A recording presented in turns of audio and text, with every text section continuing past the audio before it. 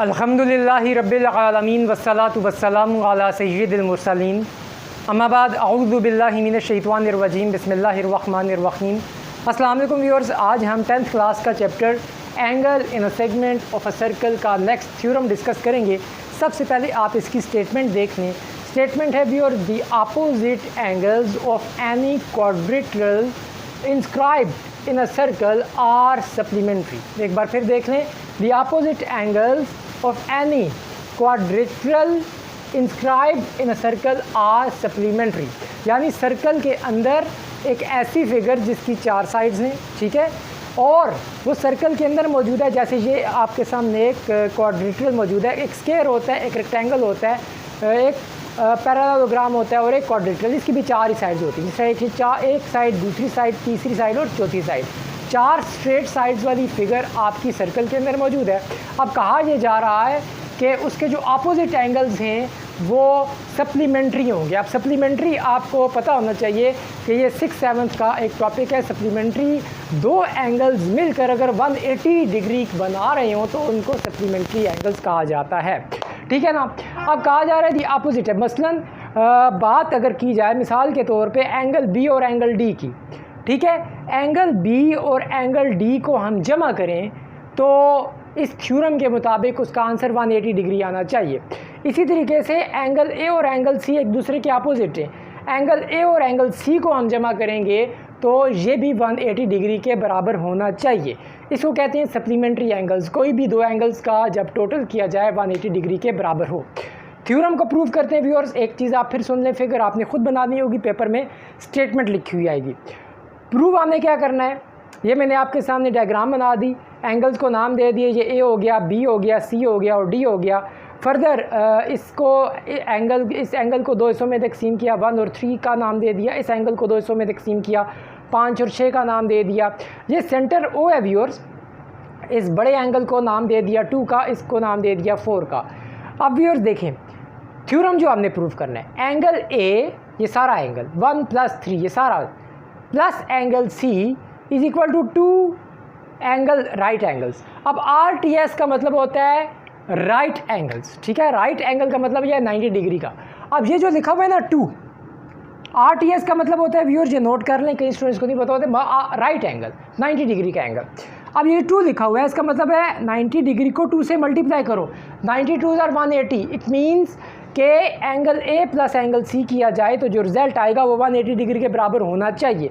दूसरी चीज़ हमने प्रूव करनी है कि एंगल बी और एंगल डी को जमा करो तो वो भी 180 डिग्री के बराबर होना चाहिए, यानी 2 राइट एंगल्स के बराबर उसका जवाब होना चाहिए। अब प्रूव करना शुरू करते हैं। प्रूफ सबसे पहले मैंने लिखा, standing on the same ADC angle 2 is a central angle. सबसे पहले मैं इस चीज़ की बात कर रहा हूँ, ये जो ADC आर्क बन रही है, ये जो एंगल है arc ADC the circle with centre O, ठीक है। ये जो इसमें एक आर्क ADC बन रही है, इसके अपोजिट एक एंगल बन रहा है D, ठीक है ना, और इसका ये एंगल 2 बन रहा है, ठीक है। इसी तरह एंगल 4 बन रहा है, यानी ये डायग्राम है। डायग्राम के अकॉर्डिंग हमने ये लिखा।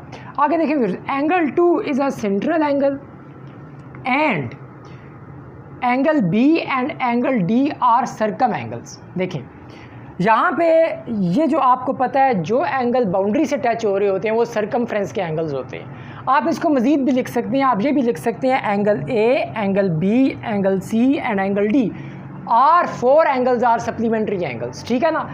क्योंकि मैं पहले एक चीज़ को प्रूव कर रहा हूँ, दूसरी चीज़ ऑटोमेटिकली खुद ब खुद हो जाएगी प्रूफ। तो मैं सिर्फ किस को लेकर जा रहा हूँ, एंगल बी और एंगल डी को, ठीक है। इन दोनों, क्योंकि ये एंगल बी और एंगल डी एक दूसरे के अपोजिट से मैं इस चीज़ को प्रूव कर रहा हूँ, ठीक है ना। इस वजह से मैंने लिखा एंगल बी और एंगल डी सर्कम एंगल्स हैं, ठीक हो गया। अब ये जो मैंने लिखा angle 2 is a central angle, ये भी बिल्कुल ठीक है। ये एंगल 2 जो है ये सेंट्रल एंगल है। इसी तरह एंगल 4 जो है सेंट्रल एंगल है। ये एंगल O जो, ये सारा जो होगा ये भी सेंट्रल एंगल होगा। अब व्यूअर्स आगे हैं, अगर एंगल B को 2 से डिवाइड कर दिया जाए, ठीक है ना, एंगल B बराबर है, किसके बराबर है, एंगल 2 को अगर 2 से डिवाइड किया जाए, इस पर ज़रा गौर करें। एंगल B बराबर है एंगल 2 को अगर 2 से डिवाइड किया जाए, क्या ये बात दुरुस्त है? इधर देखें, एंगल बी किसके बराबर है? अगर एंगल 2 को, ये जो ऊपर वाला एंगल है, इसको 2 से आप डिवाइड करें तो उसके बराबर है। आपको याद होगा जो हमने थ्योरम नंबर 1 किया था इस चैप्टर का, वो यही थ्योरम था कि ये जो एंगल है एंगल 2, ठीक है, ये डबल होता है उसके जो नीचे उसका सीध में जो एंगल होता है। अब एंगल 2 डबल है एंगल बी से, तो इसको हम इस तरह लिख सकते हैं, angle B is equal to 1/2, यानी एंगल 2 को 2 से डिवाइड किया जाए। रीज़न इसकी लिखेंगे बाय थ्योरम, इसको इक्वेशन नंबर 1 का नाम दे दिया। इसी तरीके से एंगल डी जो है वो किसके बराबर होगा? यानी एंगल 4 एंगल डी से डबल है, क्योंकि इसके अकॉर्डिंगली इसके सामने एंगल 4 बन रहा है, इसके अपोजिट ये वाला, इसकी सीध में नीचे जो एंगल बन रहा है, ठीक है ना, एंगल 4 एंगल डी का डबल होगा। इसको हम कैसे लिखेंगे? एंगल डी बराबर है एंगल 4 को 2 से डिवाइड किया जाए। इसको हमने इक्वेशन 2 का नाम दे दिया, इसकी रीज़न लिख ली बाय थ्योरम। अब एडिंग इक्वेशन 1 एंड 2, आपको पता है इक्वेशन 1 एंड 2 को जब ऐड किया जाता है, कोई भी दो इक्वेशंस को लेफ्ट हैंड साइड में राइट हैंड साइड में ऐड होती है।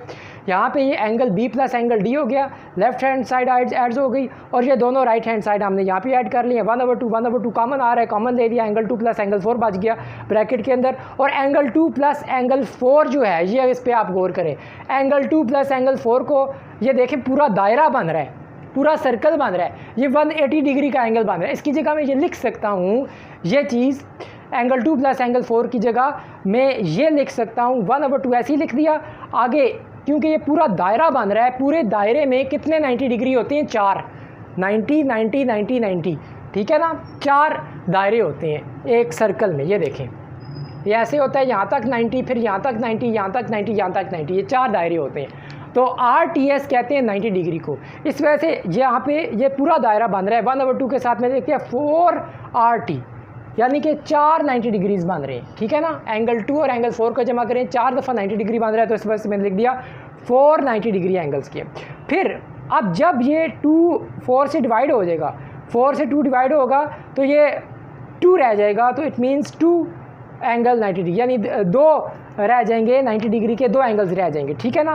फिर ये इसको हम लिख सकते हैं, इसकी लेफ्ट हैंड साइड बेसिकली ये थी, angle B plus angle D is equal to 2 right angles, ठीक है, 2 राइट एंगल्स हो गए। और ये एक चीज़ हमारी प्रूव हो गई है, ये देखें, angle B plus angle D is equal to 2 right angles, angle B plus angle D is equal to 2 right angles के बराबर है।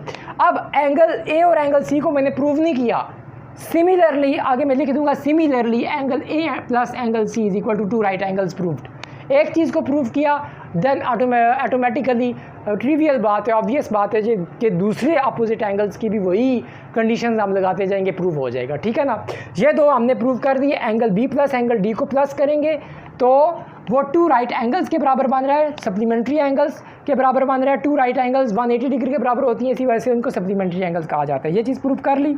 ये चीज़ आगे, angle A plus angle C भी बराबर होगा 2 राइट एंगल्स के, तो ये चीज़ हमने लिख दिया सिमिलरली। इसी तरीके से ये प्रूव होगा। उम्मीद है व्यूअर ये थ्योरम आपको समझ आ गया होगा। नेक्स्ट टाइम इंशाल्लाह हम किसी और वीडियो या किसी और टॉपिक या किसी और थ्योरम के साथ आपके सामने आऊँगा, किसी और टॉपिक को आपके सामने लेकर आऊँगा। Thanks for watching of this video. खुदा हाफिज़।